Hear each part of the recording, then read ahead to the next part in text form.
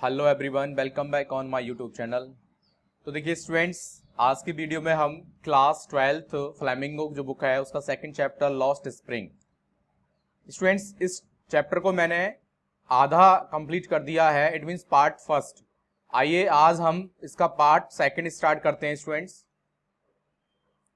तो देखिए part second, तो let's start. Okay students, I want to drive a car। Second जो part है इसका वो यहीं से स्टार्ट हुआ है। I want to drive a car। मैं एक कार चलाना चाहता हूं। Okay, Mukesh insist on being his own master. Actually इस पार्ट के अंदर हम मुकेश के बारे में पढ़ेंगे। तो ठीक है स्टूडेंट्स, और फर्स्ट पार्ट के अंदर हमने साहिब के बारे में पढ़ा था और इसमें हम मुकेश के बारे में पढ़ेंगे। तो मुकेश कह रहा है कि मैं एक कार चलाना चाहता हूं और मुकेश अपनी मर्जी का मालिक बनने पर जोर देता है। इंसिस्ट का मतलब होता है एक तरह से इंस्टिट माने फोर्सफुली कहना। तो मुकेश अपनी मर्जी का मालिक बनने पर जोर देता है या हट करता है एक तरह से। I will be a motor mechanic he announces. वो क्या कह रहा है कि मैं एक मोटर मिस्त्री बनूंगा, वह अनाउंस करता है, घोषणा करता है। Do you know anything about cars, I ask. So here I Anish जंग, जो कि राइटर हैं, ऑथर हैं, ठीक है, वो मुकेश से पूछती हैं, क्या पूछती हैं कि क्या तुम कारों के बारे में कुछ जानते हो? Do you know anything about cars? I will learn to drive a car, he answers. Mukesh कहता है कि मैं कार चलाना सीख लूंगा। Looking straight into my eyes, मेरी आंखों में बिल्कुल सीधे देखते हुए कहता है कि मैं कार चलाना सीख लूंगा। ओके, वह सीधा मेरी आंखों में देखते हुए उत्तर देता है। हिज ड्रीम लूम्स, लूम्स का मतलब होता है स्प्रेड्स, मतलब फैल गया है एक तरह से। Like a mirage false appearance, mirage का मतलब होता है फॉल्स अपीयरेंस, ठीक है। amidst the dust of streets that fills his town Firozabad famous for its bangles। तो देखिए आगे उसका सपन, उसका जो ड्रीम है वो फिरोजाबाद, एक फिरोजाबाद शहर है स्टूडेंट्स, आगरा से आगे यूपी में फिरोजाबाद, जो कि वो अपनी बैंगल्स के लिए फेमस है, चूड़ियों के लिए, जो अपनी चूड़ियों के लिए प्रसिद्ध है। फिरोजाबाद की गलियों में उसका जो सपना है, ठीक है। His dream looms spread like a mirage false, मतलब as a false appearance amidst the dust of streets that fill his town Firozabad. तो देखिए उसका जो सपना है, फिरोजाबाद जो अपनी चूड़ियों के लिए प्रसिद्ध है, उसकी गलियों की धूल में एक मिराज की तरह प्रतीत होता है। मिराज से मतलब फॉल्स अपीयरेंस, जैसे कि जस्ट लाइक इल्यूजन, हमें दूर से ऐसा लगता है कि वाटर है, जैसे हम रोड पर जाते हैं तो स्टूडेंट्स हमने देखा होगा काफी डिस्टेंस पर हमें लगता है कि सड़क पर पानी है, लेकिन जब हम उसके नजदीक में पहुंचते हैं तो वहां पर वो पानी नहीं होता, एक चमक होती है। तो सिमिलर वही है, एक फॉल्स अपीयरेंस होता है मिराज का मतलब, ठीक है। Every other family in Firozabad is engaged in making bangles. तो देखिए फिरोजाबाद में हर दूसरा परिवार चूड़ियां बनाने के कार्य में लगा हुआ है। तो ऑल ओवर एंगेज से मतलब होता है बिजी होना, लगा होना, ठीक है। It is the centre of India's glass blowing industry where families have spent generations working around furnaces building glass. तो देखिए ग्लास ब्लोइंग से मतलब मेल्ट करना, कांच को गलाना।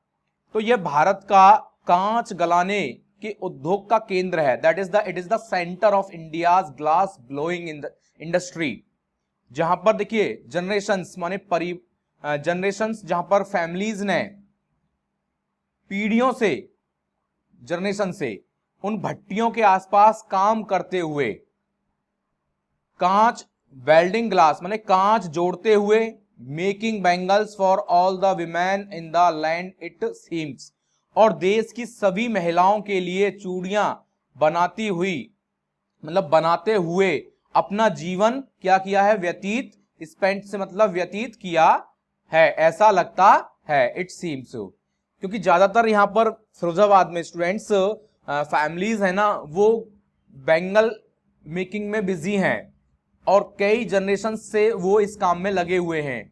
ठीक है, Mukesh family is among them. अब देखिए मुकेश का परिवार भी उनमें से एक ही है, मुकेश का परिवार भी वही है, बेंगल मेकर्स है। None of them know that it is illegal for children like him to work in the glass furnaces with high temperatures in dingy cells without air and light। तो देखिए no one of them, उनमें से कोई भी, तो उनमें से कोई भी यह नहीं जानता कि उस जैसे बच्चे, चिल्ड्रन लाइक हिम मतलब मुकेश जैसे बच्चे, ऊंचे तापमान माने हाई टेम्परेचर पर कांच की भट्टियों में, किसकी में, कांच की भट्टियों में, ग्लास फर्नेसेस, और हवा मतलब डार्क एंड डर्टी, डिंजी से मतलब होता है डार्क एंड डर्टी, हवा और रोशनी के बिना, विदाउट क्या, एयर एंड लाइट, और हवा और रोशनी के बिना अंधेरी कोठरियों में, डार्क और डर्टी मतलब यहां पर डर्टी है, थर्स्टी नहीं है, डर्टी, उन गंदी और अंधेरी कोठरियों में काम करना कितना गैर कानूनी है, उनमें से कोई भी नहीं जानता। That is the illegal work. ठीक है, that the law if enforced, और यह कि यदि कानून को अगर उन पर लागू कर दिया जाए, अगर कानून वहां पर लागू कर दिया जाए, could get him and all those 20,000 children out of the hot furnaces where they slog their daylight hours, often losing the brightness of their eyes। तो देखिए अगर उन पर कानून लाद दिया जाए या कानून लागू कर दिया जाए, तो वहां पर उस जैसे मुकेश जैसे तो उसे उन सब 20,000 मतलब 20,000 बच्चों को गर्म भट्टियों से बाहर निकाला जा सकता था। ठीक है, लगभग 20,000 बच्चे हैं ऐसे जो कि उस काम में लगे हुए हैं, मतलब बेंगल्स बनाने में। क्योंकि स्टूडेंट्स जब किसी ग्लास को गलाया जाता है, मेल्ट किया जाता है, तो एक हाई टेम्परेचर पर किया जाता है, लगभग 1400 से 1500 के टेम्परेचर पर। ठीक है, और जहां पर वो वेयर दे स्लॉग मतलब टॉयल मतलब हार्ड वर्क करना, जहां पर वे अपने क्या कर रहे हैं कि जहां पर वे अपने दिन की, आगे देखिए टॉल देयर मतलब कठिन परिश्रम करके, हार्ड वर्क करके, अपनी डे लाइट आवर्स मतलब दिन के, अपने दिन की रोशनी के घंटे, डे लाइट आवर्स का मतलब दिन की रोशनी के घंटे, लाइट के घंटे, often losing the brightness of their eyes, प्राय अपनी आंखों की चमक को खोते हुए, और बहुत जल्दी अपनी आंखों की चमक को खो देते हैं। Mukesh eyes beam as he volunteers, beam से मतलब था चमक उठना, एज ही वॉलंटियर्स माने ऑफर हिमसेल्फ, खुद से पेशकश करना, ऑफर करना, to take me home which he proudly says is being rebuilt. और देखिए मुकेश की आंखें चमक उठती हैं जब वह अपनी मर्जी से मुझे घर ले जाता है, जिसे वह गर्व से मतलब प्राउड, गर्व से कहता है कि यह दोबारा बनवाया गया है, मतलब उससे दोबारा बनवाया जा रहा है। तो मुकेश मुझे अपने घर ले जाता है, जिसे वो प्राउड माने गर्व से कहता है कि उसे दोबारा बनवाया जा रहा है।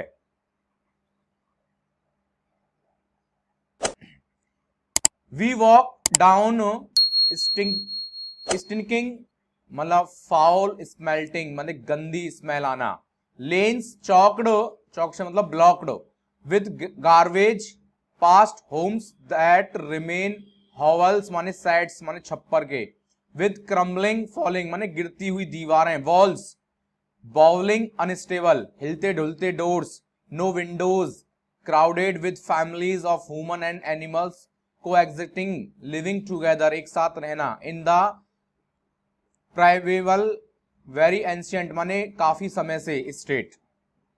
तो प्राइमेवल का मतलब होता है वेरी एंशियंट माने प्राचीन काल से ही।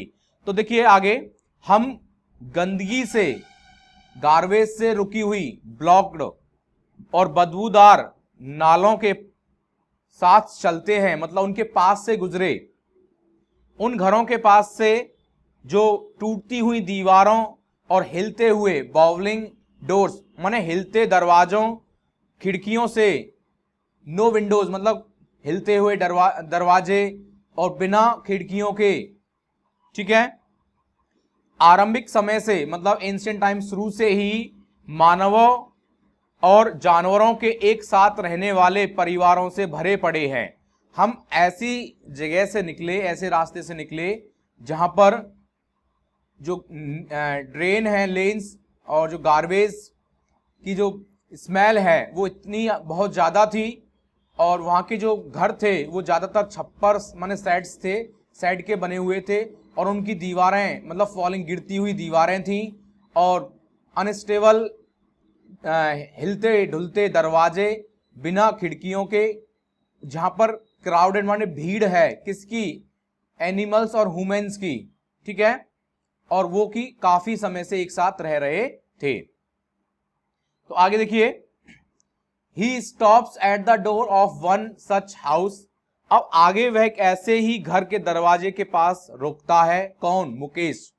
बैंग्स अ बाउली आयरन, बैंक से मतलब होता है एक तरह से हिट करना पैर से, अ बाउली आयरन डोर मतलब हिलता और ढुलता हुआ एक लोहे के गेट को वो पैर से, विद हिज फुट माने अपने पैर से किक करता है उसको, ठीक है, बैंग्स करता है, किक करता है। वह अपने पैरों से हिलाने मतलब हिलने वाले लोहे के दरवाजे को पीटता है। तो इवन वह अपने पैरों से बॉवलिंग माने हिलते हुए लोहे के दरवाजे को पीटता है, पीटने से मतलब उसको पुश करता है, एंड पुशेज इट ओपन और इसे धकेल कर खोलता है। We enter a half built shack, shack से मतलब होता है हट, एक झोपड़ी मतलब आधी बनी हुई। हम एक आधी बनी हुई झोपड़ी में प्रवेश करते हैं, अंदर चले जाते हैं। In one part of it, तो देखिए इसके एक हिस्से में थैच्ड विद डेड ग्रास माने सूखी घास, जिसके एक हिस्से जिसमें क्या है, सूखी घास से बना एक थैच्ड मतलब एक छप्पर कह सकते हैं स्टूडेंट्स, घास फूस के द्वारा बनाया हुआ, ठीक है, एक रूफ, छत। Is a firewood stove over which sits a large vessel of sizzling, sizzling से मतलब था साउंड, स्पिनच लीव्स। और देखिए आगे दूसरी तरफ एक अंगीठी है, चूल्हा है, जिस पर उबलते हुए पालक के पत्तों से भरा हुआ एक बड़ा बर्तन रखा हुआ है, और उसकी आवाज आ रही है उबलते हुए, ठीक है, boiling spinach leaves. On the ground, और देखिए फर्श पर, इन अ लार्ज एल्यूमिनियम प्लेटर्स, फर्श पर एक बड़े एल्युमिनियम के थाल, प्लेटर्स माने थाल जो जिसे थाली कहते हैं, आर मोर चॉप्ड वेजिटेबल्स, थाल में ज्यादातर कटी हुई सब्जियां रखी हुई हैं, चॉप्ड से मतलब कटी हुई। अ फ्रेल से मतलब वीक, कमजोर, young women is cooking the evening meal for the whole family.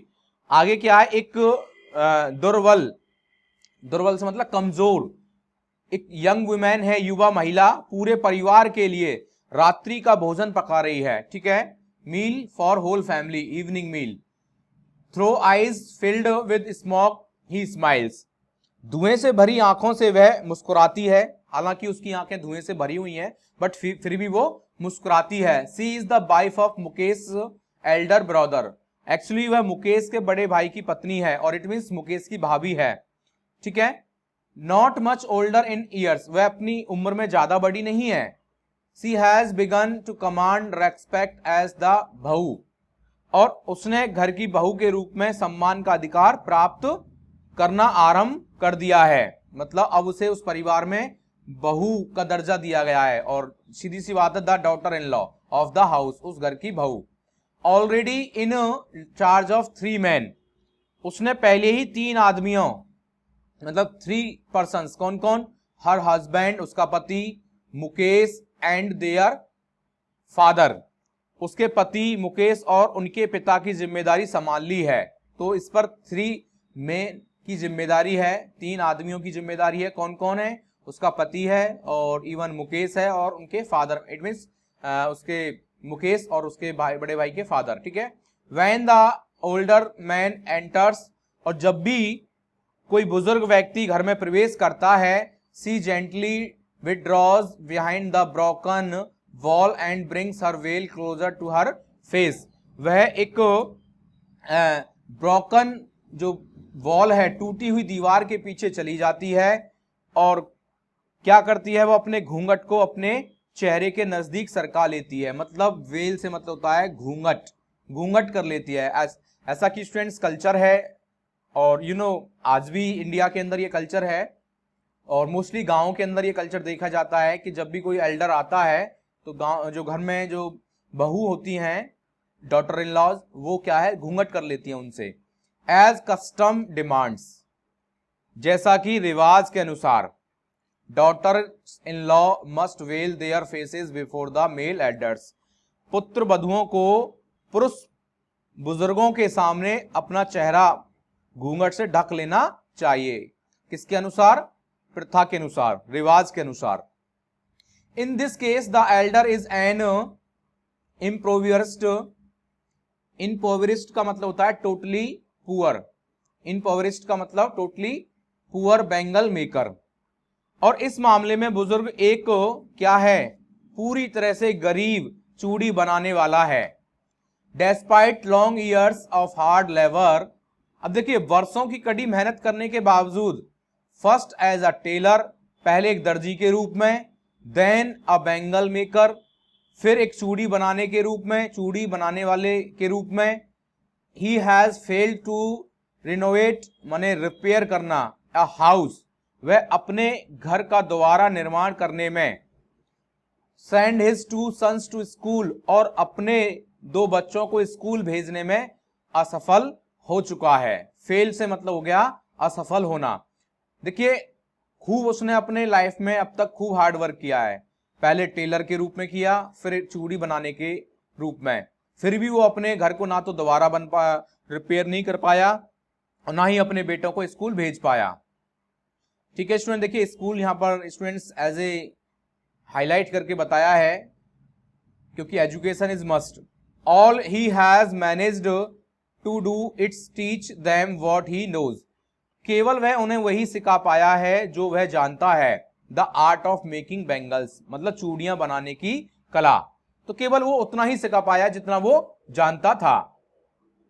It is the his कर्म हिज डेस्टिनी, अब देखिए यह उसका कर्म है, उसका भाग्य है। सेज मुकेश ग्रैंड मदर, कौन कहता है, मुकेश की दादी कहती हैं, who has watched her on husband go blind with the dust from polishing the glass of bangles. तो देखिए मुकेश की दादी कहती हैं, जिसने चूड़ियों पर पॉलिश करते हुए कांच की धूल से अपने ही पति को अंधे होते हुए देखा है, अपने ही पति को कांच की चूड़ियों पर पॉलिश करते हुए और इवन जो उसकी धूल उड़ती है उससे अंधे होते हुए उसने देखा है। Can a God given lineage tradition of the family, मतलब ट्रेडिशन ऑफ फैमिली का मतलब हो गया वंश परंपरा, एवर बी ब्रोकन, तो वो कहती है क्या भगवान द्वारा दी गई वंश परंपरा कभी तोड़ी जा सकती है। सी इम्प्लाइज, वह एम्प्लाइज माने एक तरह से सूचित करती है, worn in the caste of bangle makers they have seen nothing but bangles, क्या कहती है वो आगे, चूड़ी बनाने वालों की जाति में जन्म लेकर उन्होंने चूड़ियों के सिवा कुछ नहीं देखा है। इन द हाउस, अपने घर में, इन द यार्ड, आंगन में, इन एवरी अदर हाउस, हर दूसरे घर में, एवरी अदर यार्ड, हर दूसरे आंगन में, एवरी स्ट्रीट इन फिरोजाबाद, और फिरोजाबाद की हर गली में। स्पाइरल्स, स्पाइरल्स का मतलब होता है कॉइल्स, क्योंकि जो चूड़ियां होती हैं स्टूडेंट्स ऐसे कुंडली में होती हैं इस तरह से, तो उसको स्पाइरल्स कहते हैं, कुंडलियों में, ऑफ बैंगल्स। तो देखिए सर्पिलाकार चूड़ियां या कुंडलियां के आकार की चूड़ियां, जिनमें कौन कौन सी स्पाइरल्स ऑफ बेंगल्स, चूड़ियों के क्या हैं, गुच्छे। सनी गोल्ड, सूर्य जैसी सुनहरी, पैडी ग्रीन, धान जैसी हरी, रॉयल ब्लू, शाही नीली, पिंक गुलाबी, पर्पल बैंगनी, every colour worn out of the 7 colours of the rainbow.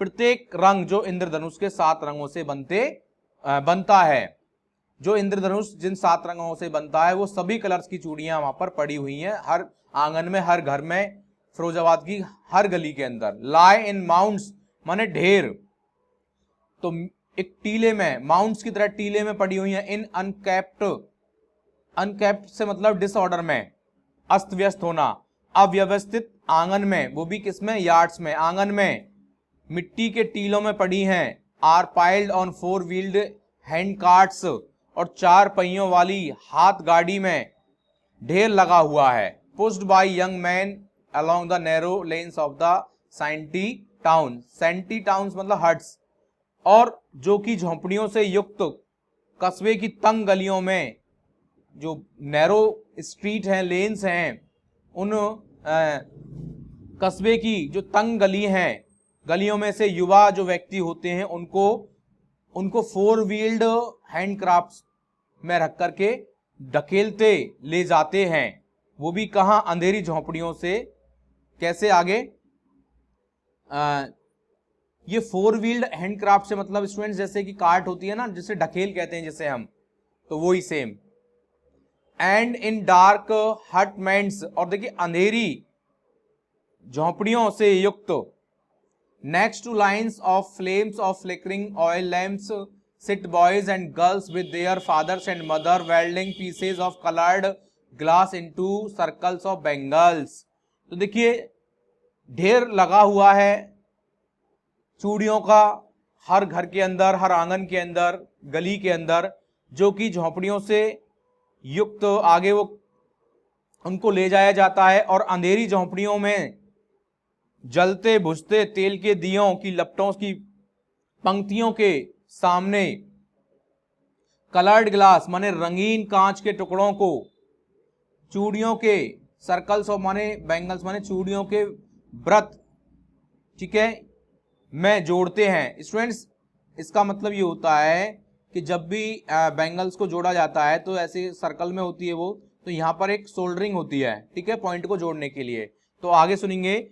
और देखिए उनको एंड इन डार्क हटमेंट्स का मतलब अंधेरी झोपड़ियों में, next to lines of flames flickering oil lamps, और जलते बुझते तेल के दियों की लपटों की पंक्तियों के सामने रंगीन कांच के टुकड़ों को चूड़ियों के व्रत मतलब सांचे में जोड़ते हुए लड़के एंड बॉयज एंड गर्ल्स, लड़के और लड़कियां अपने माता पिता के साथ बैठे हैं और क्या कर रहे हैं, चूड़ियों को सोल्डरिंग कर रहे हैं, जोड़ रहे हैं।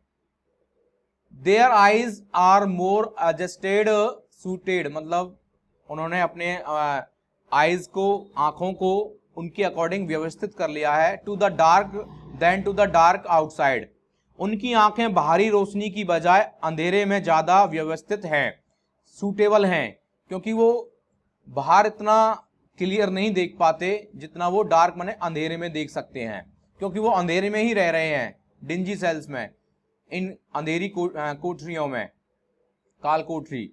That is by they often end up losing their eyesight age before they become adults, और इसलिए वे अक्सर वयस्क मतलब एडल्ट होने से पहले ही अपनी आंखों की रोशनी खोते हुए समाप्त हो जाते हैं।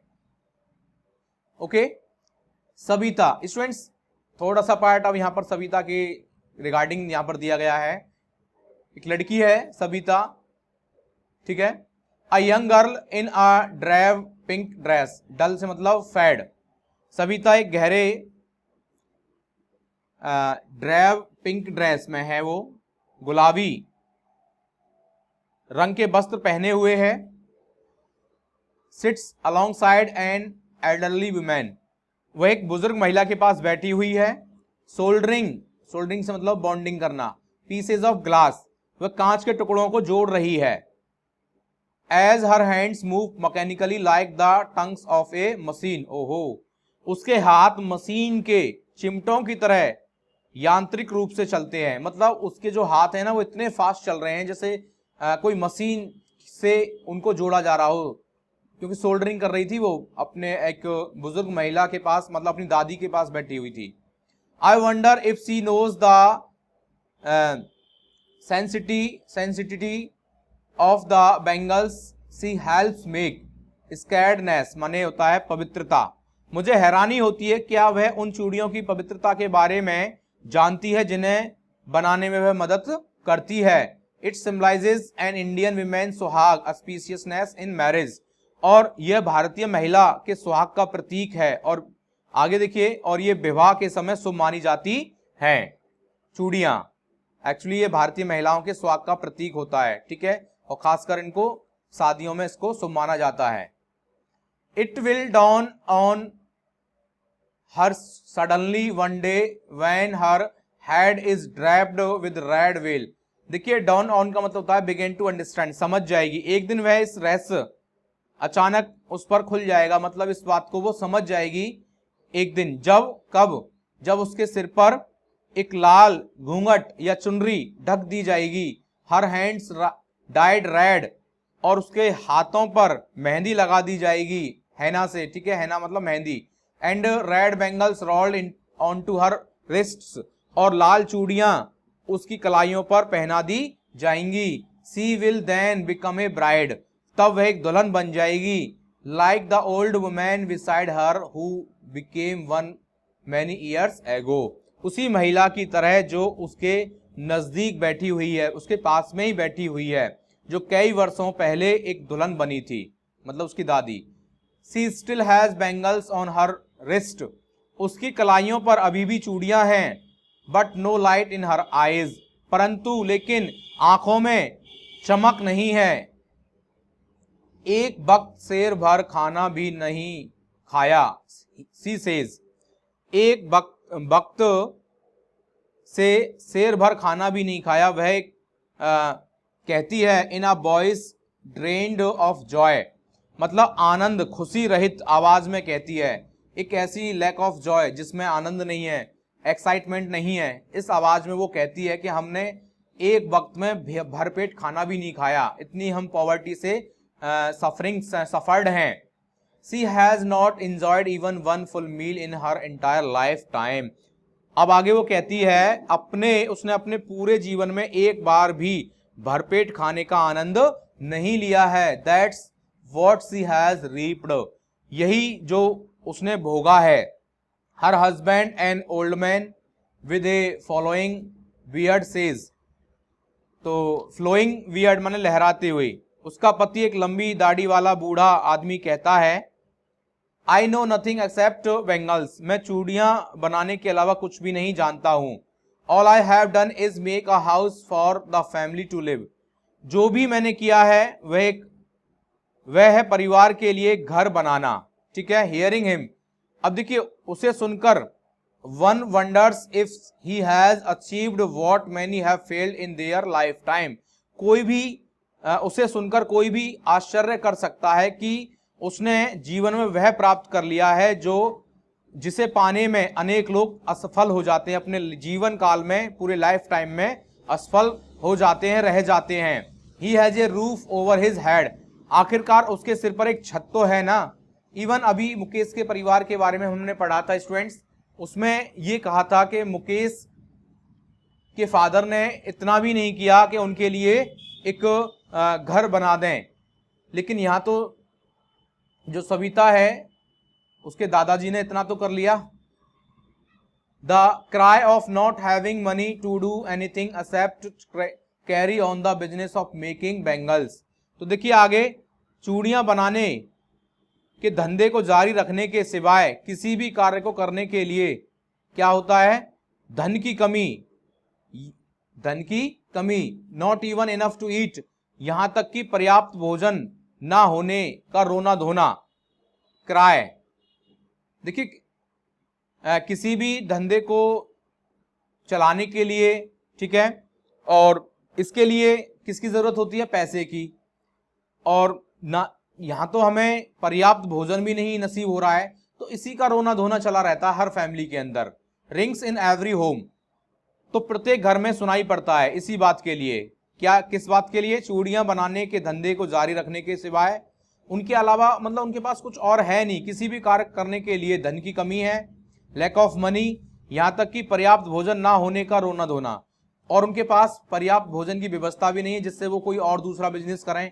तो यही सब रोना धोना हर परिवार में, फिरोजाबाद के हर फैमिली में यही सब रोना धोना सुनाई पड़ता है। The young man echo the lament of their elders, और युवा व्यक्ति अपने बुजुर्गों के विलाप से स्वर मिलाते हैं। एक्चुअली जो यंग मैन हैं, युवा हैं, वो भी अपने बुजुर्गों के दुख में सुर मिलाते हैं, मतलब उन्हीं की जैसी लैंग्वेज बोलते हैं। Little has moved with time, देखिए इट सीम्स इन फिरोजाबाद में समय के साथ बहुत कुछ बदलाव आया है। Years of mind numbing toil have killed all initiative and the ability to dream. तो ये जो हार्डवर्क इन्होंने किया है, बरसों के हार्डवर्क ने इनकी आगे बढ़ने की हर कोशिश को, और इवन एबिलिटी टू ड्रीम, और सपना देखने की एबिलिटी को क्या कर दिया है, और सपने देखने की योग्यता को बिल्कुल खत्म कर दिया है। ठीक है, ये हार्डवर्क ने ये सब जीरो कर दिया है। Why not organize yourself into a cooperative. आगे अनीस जंग क्या कहती हैं कि तुम एक संगठन क्यों नहीं बना लेते हो, तुमको एक संगठन बना लेना चाहिए। I ask a group of young man who have fallen into the vicious circle of middleman who trapped their fathers and forefathers. तो देखिए, तुम एक संगठन क्यों नहीं बना लेते हो।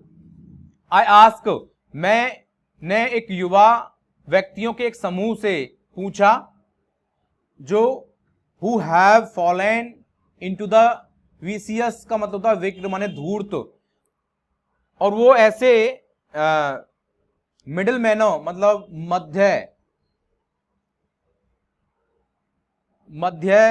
जो व्यक्ति होते हैं, मिडिल मैन, जिसे हम कह सकते हैं दलाल, एजेंट्स, तो दलालों के चंगुल में फंस चुके हैं, वो भी विक्ड टाइप के मिडिल मैन के चंगुल में वो फंस चुके हैं। Who trapped their fathers and, जिन्होंने उनके पिताओं और पूर्वजों को अपने जाल में फंसाया था, वो भी उसी जाल में फंस चुके हैं। Even if we get organized, आगे देखिए, यदि हम एक संगठित हो भी जाएं, यदि हम एक संगठन बना भी लें, तो we are the ones who will be hauled up, dragged मतलब घसीटना, बाय द पुलिस, तो भी हमें ही पुलिस के द्वारा बिटन मतलब पीटा जाएगा, and dragged to jail for doing something illegal, और कोई गैर कानूनी कार्य करने के लिए पीटा और जबरदस्ती खींचकर जेल में डाल दिया जाएगा। तो देखिए, अगर हम एक संगठन बना भी लें तो हमें पुलिस के द्वारा पीटा जाएगा और जबरदस्ती हमें घसीट करके जेल में डाल दिया जाएगा, वो भी किसके लिए? कुछ गैर कानूनी काम करने के बदले में, दे से वे कहते हैं। आगे, there is no leader among them, देखिए उनका कोई नेता नहीं है। No one who could help them see things differently, और कोई ऐसा नहीं है जो उन्हें कुछ अलग नजरिए से देखने में मदद कर सके, हेल्प कर सके। Their fathers are as tired as they are, तो देखिए उनके पिता भी उन्हीं की तरह थके हुए हैं।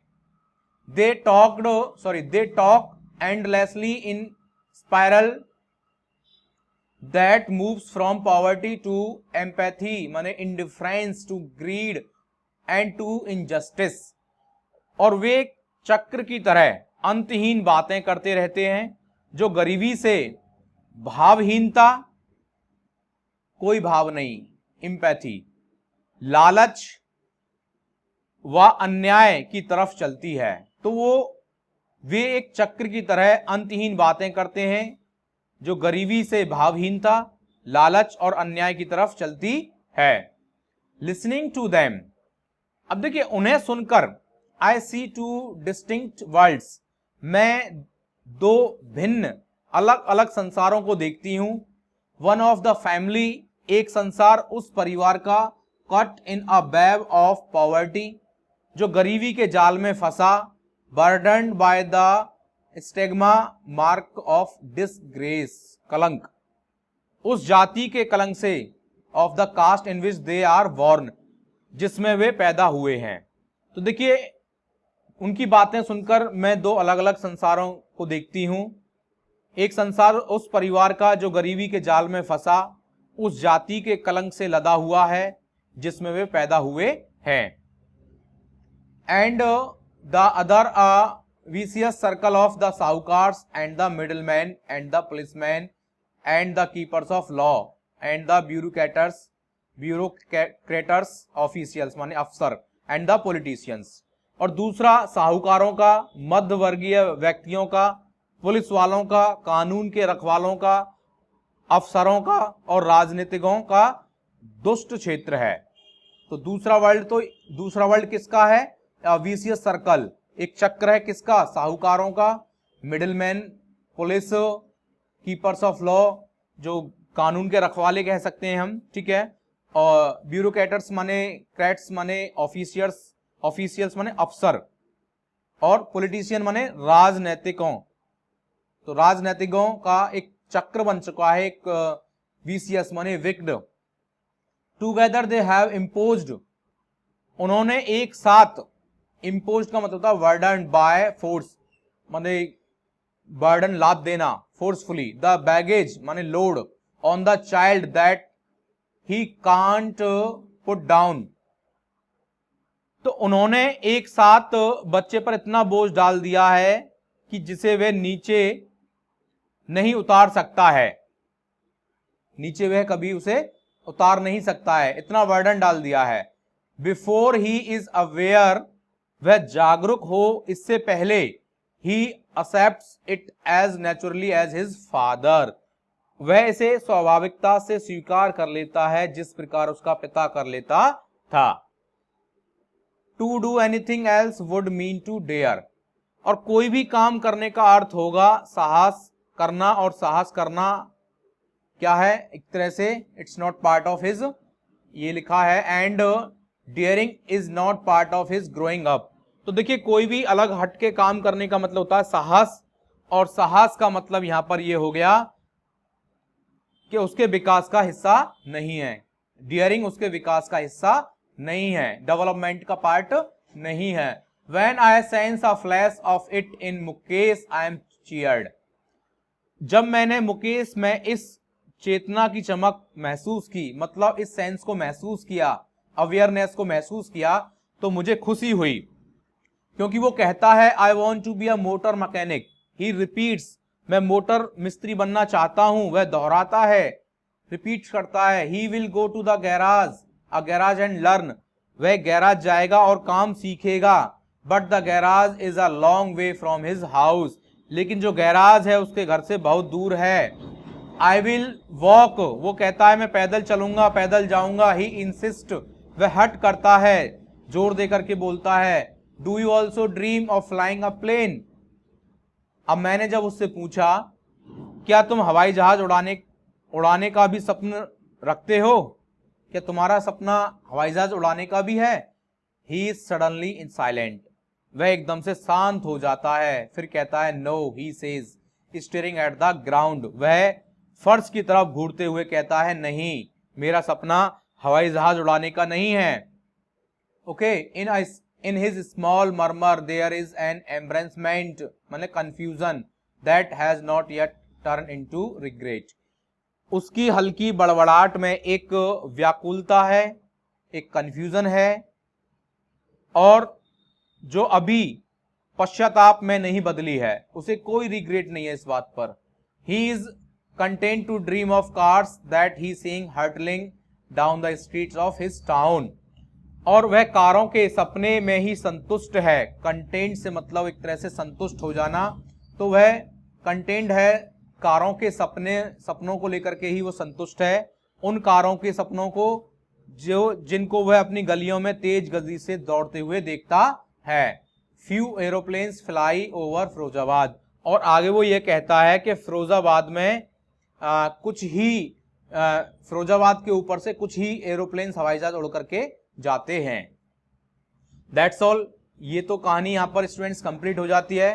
देन आफ्टर इसका जो मैसेज है, मैसेज ऑफ द स्टोरी, इस स्टोरी का क्या मैसेज है, इस कहानी का क्या संदेश है स्टूडेंट्स? तो देखिए, education is important to escape poverty, तो गरीबी से बचने के लिए शिक्षा महत्वपूर्ण है। दूसरा देखिए students, dreams can inspire change even in tough situation, सपने कठिन परिस्थितियों में भी बदलाव की प्रेरणा दे सकते हैं, इंस्पायर कर सकते हैं, वो भी किसके? टफ सिचुएशन, यानी कठिन परिस्थितियों में भी जो सपने होते हैं वो बदलाव की प्रेरणा दे सकते हैं। Child labour deprives children of their childhood, और जो चाइल्ड लेबर है, बाल श्रम, बच्चों को उनके बचपन से वंचित करता है, उनको चाइल्डहुड को एंजॉय नहीं करने देता है। क्या? Child labour. तो चाइल्ड लेबर को हमें रोकना चाहिए। Community support can uplift struggling families, तो जो फैमिलीज स्ट्रगल कर रही हैं, तो जो कम्युनिटी सपोर्ट है वो उनको अपलिफ्ट कर सकता है, उत्थान कर सकता है। ठीक है, तो इसलिए सामुदायिक समर्थन और संघर्ष रहित परिवारों का उत्थान कर सकता है। और परसिवरेंस हेल्प्स ओवरकम एडवर्सिटी, और देखिए यहां पर दृढ़ता प्रतिकूल परिस्थितियों से उभरने में मदद करती है। अगर हमारे अंदर परसिवरेंस है, डिटर्मिनेशन है, तो चाहे कैसी भी कंडीशन हो तो उससे हम उभर सकते हैं।